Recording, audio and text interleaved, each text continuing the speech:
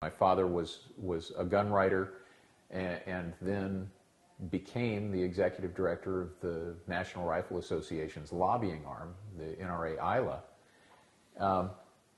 And Dad was always, for my entire life, a gun rights advocate, an activist. When Dad was a young man, he was at Fort Sill, Oklahoma, in the National Guard. He was a sergeant in the National Guard, and he had a corporal in his unit who was several years older than he was, and he was a Belgian national named Charles Denaire. And Charlie had been in Belgium during World War II as a kid. And Charlie told Dad a story. We're not sure of the accuracy of the story.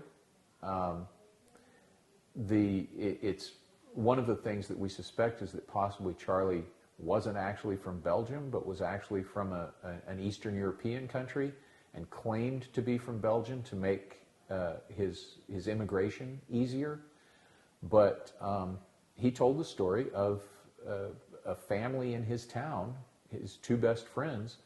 The SS came to their father's house, banged on the door, said, "We have a paper that says that you own this gun. Produce it. And you have 15 minutes. 15 minutes passed. The family tore apart their house. They came back to the SS officer and said, "We can't find it. It's been lost. It's been stolen. We don't know where it is. We can't produce it." So he gathered up the family, called all of the town out into the square, and they machine gunned down the father, the mother, the twin brothers, the older sister, and the baby sister. When Charlie told that story to my dad in 1955, he was crying. Tears were dropping onto the floor.